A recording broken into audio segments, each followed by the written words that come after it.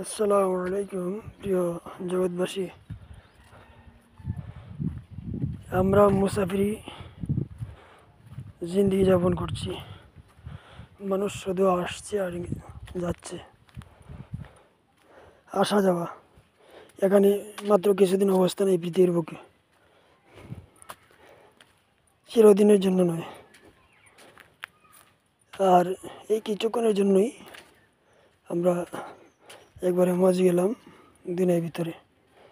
দুনিয়াকে ধরার জন্য এত পাগল হয়েছি, যার ফলে আর আমাদের ডান দিকে, বাম দিকে, সামনে পিছনে কোনো দিকে লক্ষ্য করতে পারছি না। ওয়ালাইকুম আসসালাম। আমরা কোনো দিকে লক্ষ্য করতে পারছি না। আমরা আল্লাহর বান্দা, আল্লাহ আমাদেরকে পাঠালেন মাত্র কিছুদিন দিয়ে। আর এই আসবাব সামগ্রীও আল্লাহ তালা আমাদেরকে দিয়েছেন। আসবাব সামগ্রী আল্লাহ তালা আমাদেরকে দিলেন মাত্র কিছুদিনের জন্য। এরপরেই এই আদরের সকল কিছু ফেলেই চলে যেতে হবে। আমাদের কর্তব্য কাজ হলো, 1 নম্বর কাজ ঈমান গ্রহণ করা, ঈমান আনয়ন করা, সঠিকভাবে আনয়ন করা, আকীদাকে সঠিক করা। দ্বিতীয় কাজ হলো নেক আমল করা, আমলে সালেহ করা। তৃতীয় কাজ হলো গুনাহ থেকে বেঁচে থাকা, বিরত থাকা। চতুর্থ কাজ হলো সৎ কাজের আদেশ প্রদান করা, ভালো কাজের আদেশ দেওয়া এবং অসৎ কাজের থেকে বিরত রাখা, বাধা দেওয়া। আমরা আমাদের কর্তব্য কাজগুলি যদি করতে পারি, আমরা যদি আমাদের এই কর্তব্য কাজগুলি সঠিকভাবে করতে পারি, তার সাথে সাথে হালাল খাওয়া, হারাম হইতে বিরত থাকা, হালাল রিজিক, হালাল পোশাক, হালাল রিজিক আহার করা, হালাল পোশাক পরিধান করা, সকল হারাম এবং মন্দ কাজ থেকে বাঁচিয়ে থাকা, সকল হারাম এবং গুনার কাছ থেকে বিরত থাকা। এরপর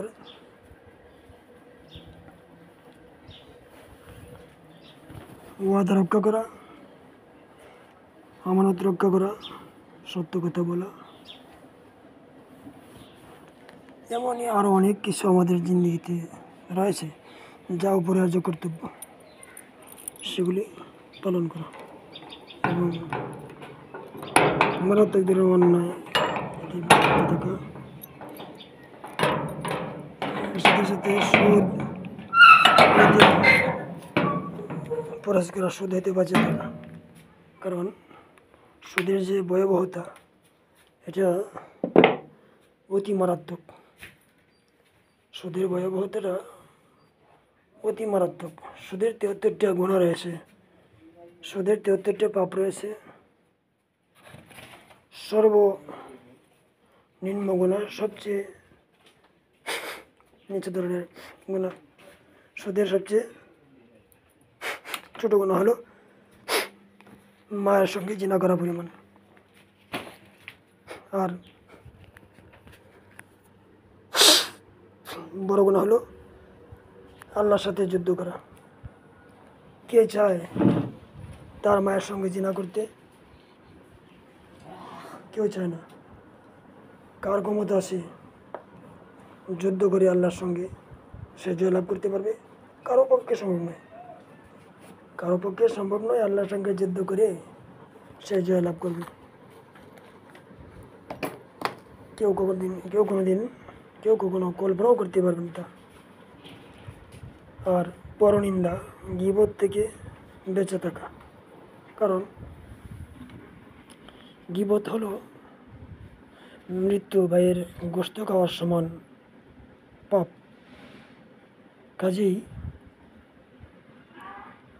এরকম আরও অনেক পাপ রয়েছে, তা হইতে অবশ্যই বেঁচে থাকতে হবে। যদি বেঁচে থাকা না যায়, তাহলে এই জন্য মরার পর অনেক শাস্তি, মরার পর অনেক শাস্তি ভোগ করতে হবে।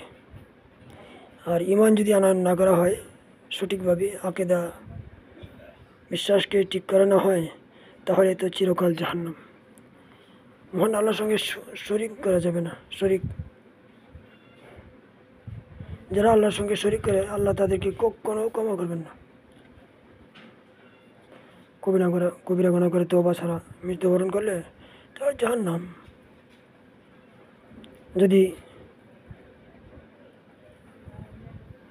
কেহ শরিক করে আল্লাহর সঙ্গে তওবা না করে, সেই কাজ থেকে বিরত না থাকে, অবশ্যই তার জাহান্নাম। এই জন্য আমাদের জন্য যে সকল আদেশ করা হয়েছে আল্লাহর পক্ষ থেকে, রাসূলের পক্ষ থেকে, সেই আদেশগুলোকে আমাদেরকে অবশ্যই পালন করতে হবে, সেই বিষয়গুলিকে অবশ্যই মানতে হবে। আর যে বিষয় থেকে নিষেধ করা হয়েছে, সেই বিষয় হতে অবশ্যই ফিরে থাকতে হবে। আমাদের শান্তি, মুক্তি, কামিয়াবি, কল্যাণ আল্লাহর হুকুম পালনের মধ্যে রয়েছে এবং রাসূলের অনুসরণের মধ্যে রয়েছে।